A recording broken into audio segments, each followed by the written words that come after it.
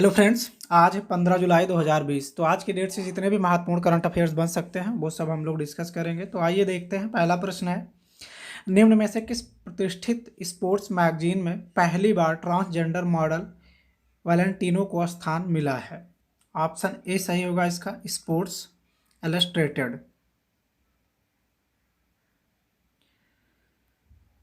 Sports illustrated एक American sports magazine है। इसका सर्कुलेशन 10 लाख है।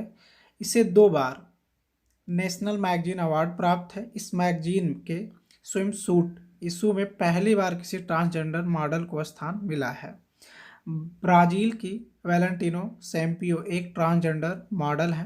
वह पहली बार 2020 के अंक में हेदी क्लम और एस्ले ग्राहम जैसी जानी मानी हस्तियों के साथ दिखाई देगी। दूसरा प्रश्न है, क्वालकॉम वेंचर्स ने रिलायंस इंडस्ट्री के जियो प्लेटफॉर्म्स में 0.15% हिस्सेदारी के लिए कितने करोड़ रुपए का निवेश किया है? ऑप्शन बी सही होगा, 730 करोड़ रुपए। क्वालकॉम वेंचर्स ने जियो प्लेटफॉर्म्स में 0.15% हिस्सेदारी के लिए 730 करोड़ रुपए का निवेश किया है। इसके साथ ही जियो प्लेटफॉर्म्स में अप्रैल से अब तक 1.18 लाख करोड़ रुपए से अधिक का निवेश हो चुका है। पिछले कुछ सप्ताह के दौरान जियो प्लेटफॉर्म्स में क्वालकॉम 12वां निवेशक है। तो आगे बढ़ने से पहले जो भी मित्र हमारे चैनल पर नए हो, चैनल को सब्सक्राइब अवश्य कर लें, जिससे आगे आने वाले सारे वीडियोज और अपडेट्स आप तक पहुंचते रहें। तीसरा प्रश्न है, गूगल सीईओ सुंदर पिचाई ने पीएम मोदी से की वर्चुअल मीटिंग के दौरान भारत में कितने करोड़ रुपए का निवेश करने की घोषणा की है? क्वेश्चन है, गूगल सीईओ सुंदर पिचाई ने पीएम मोदी से वर्चुअल मीटिंग के दौरान भारत में कितने करोड़ रुपए का निवेश करने की घोषणा की है? ऑप्शन सी सही होगा इसका, 75,000 करोड़ रुपए। प्रधानमंत्री नरेंद्र मोदी ने गूगल के सीईओ सुंदर पिचाई के साथ आज वर्चुअल मीटिंग की।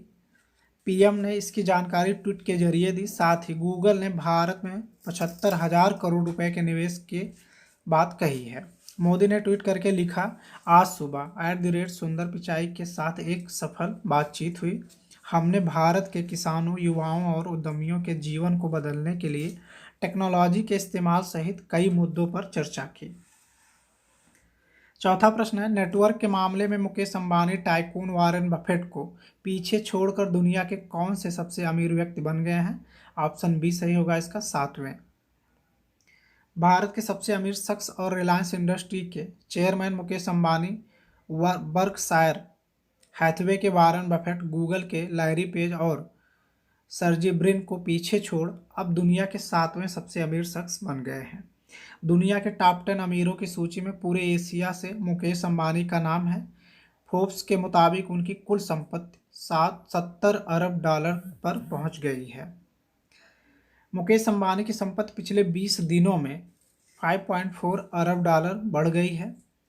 पांचवा प्रश्न है, किस भारतीय अमेरिकी वैज्ञानिक को अमेरिकी कृषि अनुसंधान NIFA का कार्यवाहक निदेशक नियुक्त किया गया है? ऑप्शन डी सही होगा, डॉक्टर पराग चिटनिस। भारतीय मूल के अमेरिकी वैज्ञानिक डॉक्टर पराग चिटनिस को अमेरिका ने national institute of food and agriculture का कार्यवाहक निदेशक बनाया है। NIFA अमेरिका का काफ़ी प्रतिष्ठित संस्थान है। गौरतलब है कि अमेरिका में सभी केंद्रीय वित्त पोषित कृषि अनुसंधान इसी संस्थान की निगरानी में होते हैं। पराग चिटनिस को इस वर्ष की शुरुआत में प्रोग्राम्स का सहायक निदेशक बनाया गया था। पराग से पहले NIFA के निदेशक डॉक्टर स्कॉट एंजल थे। छठा प्रश्न है, 14 जुलाई को विश्व भर में कौन सा दिवस मनाया जाता है? ऑप्शन सी इसका सही होगा, अंतर्राष्ट्रीय नॉन बाइनरी पीपल्स डे। 14 जुलाई को विश्व भर में अंतर्राष्ट्रीय गैर बाइनरी पीपल्स डे मनाया जाता है। इस दिवस का उद्देश्य दुनिया भर के गैर बाइनरी लोगों द्वारा सामना किए जाने वाले मुद्दों के बारे में जागरूकता बढ़ाना और उनका आयोजन करना है। सातवां प्रश्न है, हाल ही में भारत में किस राज्य में देश की पहली राज्य स्तरीय लोक अदालत की शुरुआत की गई है? ऑप्शन सी सही होगा इसका, छत्तीसगढ़।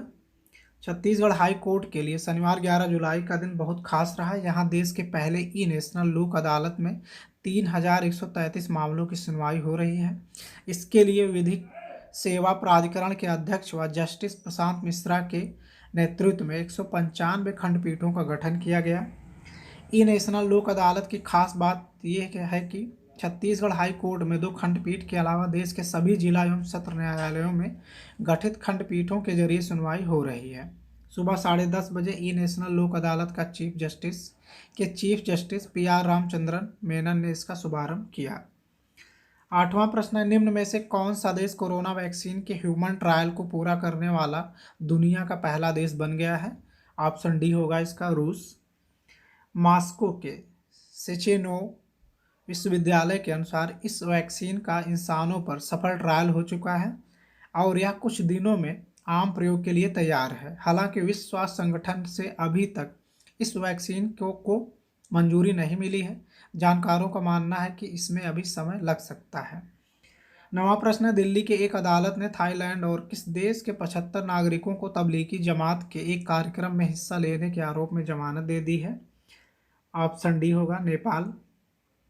दिल्ली की एक अदालत ने थाईलैंड और नेपाल के 75 नागरिकों को शनिवार को जमानत दे दी। इनके खिलाफ वीजा के नियमों दिशा निर्देशों की कथित अवहेलना करके तबलीगी जमात के एक कार्यक्रम में हिस्सा लेने के आरोप हैं।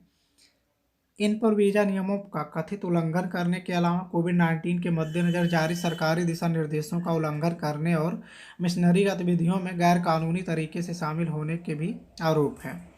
10वां एवं अंतिम प्रश्न है, निम्न में से किस देश ने देश में बढ़ते कोरोना वायरस मामले की वजह से दोबारा शराब की बिक्री पर रोक लगा दी है? ऑप्शन ए होगा दक्षिण अफ्रीका।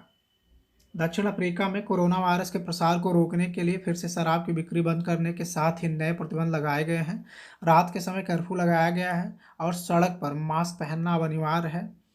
IANS ने BBC के हवाले से बताया कि राष्ट्रपति सिरिल रामाफोसा ने शराब की बिक्री पर बैन लगा दिया है। तो उम्मीद है आप सबको यह वीडियो ज़रूर पसंद आया होगा। इसी तरह के महत्वपूर्ण करंट अफेयर्स आप तक पहुंचते रहें, उसके लिए आप हमारे चैनल को सब्सक्राइब अवश्य कर लें। धन्यवाद मित्रों।